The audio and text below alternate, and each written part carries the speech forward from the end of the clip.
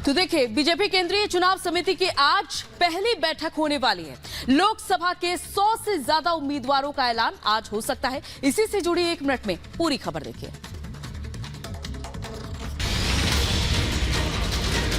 दो 2024 लोकसभा चुनाव से पहले बीजेपी केंद्रीय चुनाव कमेटी की पहली बैठक आज दिल्ली में होने जा रही है। शाम 6 बजे बीजेपी मुख्यालय में होने वाली इस अहम बैठक में पीएम मोदी, जेपी नड्डा, गृह मंत्री शाह, रक्षा मंत्री राजनाथ सिंह समेत बीजेपी के तमाम दिग्गज नेता शामिल होंगे। सूत्रों के मुताबिक इस बैठक में बीजेपी की तरफ से लोकसभा चुनाव के लिए 100 से 120 सीटों पर उम्मीदवारों का ऐलान किया जा सकता है।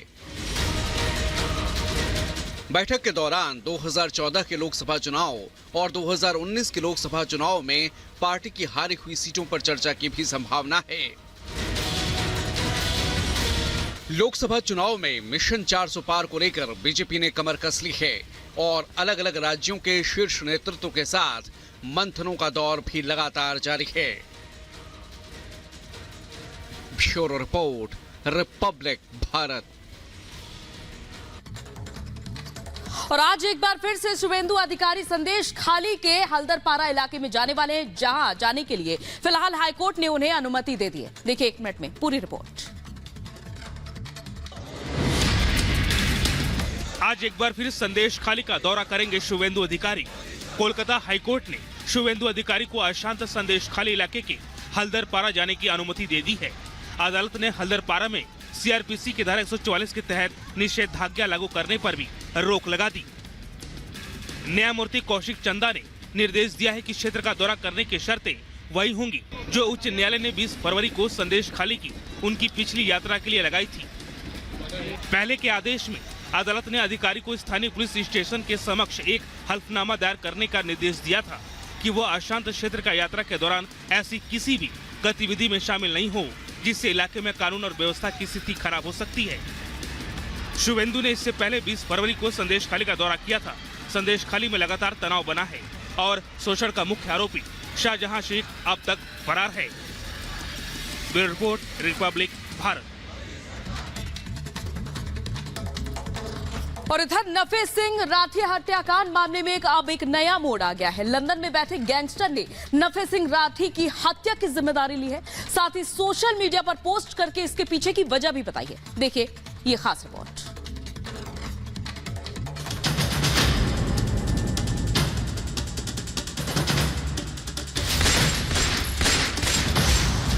करीब 50 राउंड फायरिंग, गाड़ी पर गोलियों के निशान, सरेआम आईएनएलडी नेता का मर्डर। खून से लथपथ इस मंजर ने हरियाणा की कानून व्यवस्था को सवालों के घेरे में डाल दिया। इंडियन नेशनल लोक दल के प्रदेश अध्यक्ष नफे सिंह राठी की सरेराह हत्या हुई तो हरियाणा में सियासी भूचाल आ गया। लेकिन अब इस मामले में नया मोड़ आ गया है। जिस बात का शक जताया जा रहा था वैसा ही कुछ देखने को मिल रहा है, क्योंकि अब राठी हत्याकांड के तार लंदन से जुड़ गए हैं। दरअसल लंदन में बैठे कुख्यात गैंगस्टर कपिल सांगवान उर्फ नंदू ने नफे सिंह राठी की हत्या कराने की जिम्मेदारी ली है। कपिल सांगवान की ये सोशल मीडिया पोस्ट देखिए, जो इस बात की तस्दीक कर रही है कि उसी के इशारे पर दिन दहाड़े नफे सिंह राठी को गोलियों से भूनकर मौत के घाट उतार दिया गया। गैंगस्टर कपिल सांगवान ने हजारों किलोमीटर दूर बैठकर एक ऑर्डर दिया और उसके गुर्गों ने नफे सिंह पर गोलियां बरसाकर उनकी जान ले ली। कपिल सांगवान ने सोशल मीडिया पोस्ट डालकर हत्या की जिम्मेदारी लेने के साथ ही इसके पीछे की वजहों का भी खुलासा किया है। उसने अपने सोशल मीडिया पोस्ट में लिखा, जो इस रविवार को नफे सिंह राठी का मर्डर हुआ वो मैंने करवाया है। उसकी वजह नफे सिंह और मंजीत महाल की गहरी दोस्ती है। मंजीत महाल के भाई संजय के साथ प्रॉपर्टी कब्जा करने का काम करता था। जो भी मेरे दुश्मन के साथ हाथ मिलाएगा उसका अंजाम यही होगा। मेरे जीजा और मेरे दोस्तों के मर्डर में इसने महाल को सपोर्ट किया था। जो भी मेरे दुश्मनों को सपोर्ट करेगा मैं उसके दुश्मनों को सपोर्ट करूंगा और पूरी 50 गोलियां उसका इंतजार करेंगी। नफे सिंह राठी ने पावर में होकर जितने लोगों की हत्या और प्रॉपर्टी कब्जा की ये पूरे बहादुरगढ़ को पता है, लेकिन कोई कुछ नहीं बोल पाया। इसकी पावर में होने की वजह से ये जो पुलिस इतनी एक्टिव है, मेरे जीजा और दोस्तों के मर्डर पर इतनी एक्टिव होती तो मुझे ये करने की जरूरत नहीं पड़ती। अब आपको कपिल सांगवान उर्फ नंदू की क्राइम कुंडली भी बताते हैं। कपिल के खिलाफ रंगदारी, उगाही और आर्म्स एक्ट के कई मामले दर्ज हैं। 2014 में आर्म्स एक्ट के मामले गिरफ्तार कर उसे जेल भेज दिया गया था। जेल में भी वो अपनी गैंग के जरिए दहशत फैलाकर उगाही करता था। इसके बाद कुछ सालों में वो पैरोल पर जेल से बाहर आया था। इसके बाद पैरोल पर बाहर आने के बाद वो लंदन भाग गया और अब वहीं से अपनी गैंग चला रहा है। वैसे राठी हत्याकांड के पीछे पहले से ही ब्रिटेन में बैठे गैंगस्टर कपिल सांगवान पर शक की सुई घूम रही थी, क्योंकि वो पहले भी इस तरह की राजनीतिक हत्याएं करा चुका है।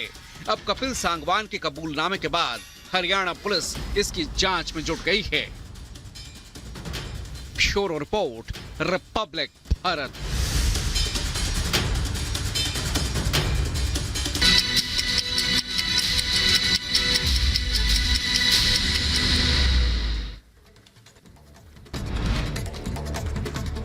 दिल्ली में बीजेपी चुनाव समिति की आज होगी बड़ी बैठक। यूपी की लोकसभा सीटों पर होगा मंथन। हारी हुई लोकसभा सीटों पर जीत के लिए बीजेपी बनाएगी प्लान।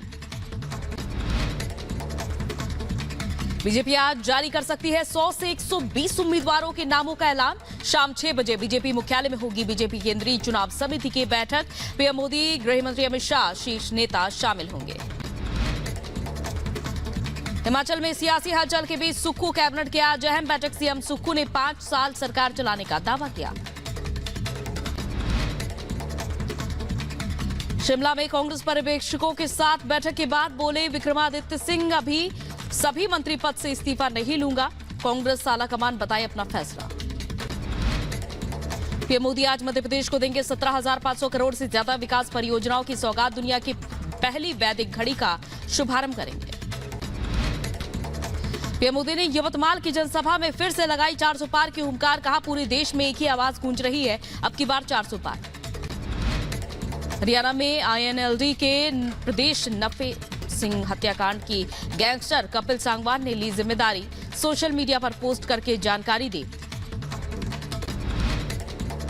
कानून व्यवस्था पर बोले यूपी के सीएम योगी आदित्यनाथ। कहा दंगाइयों और अपराधियों पर काल है उत्तर प्रदेश की पुलिस। ग्रेटर नोएडा में पुलिस और बदमाशों के बीच मुठभेड़, गोली लगने से घायल हुए 3 बदमाश दोस्तों की हत्या मामले में चल रहे थे फरार। फिरोजाबाद में आरटीओ ऑफिस में दलालों के खिलाफ कार्रवाई। पुलिस की छापेमारी में मचा हड़कंप।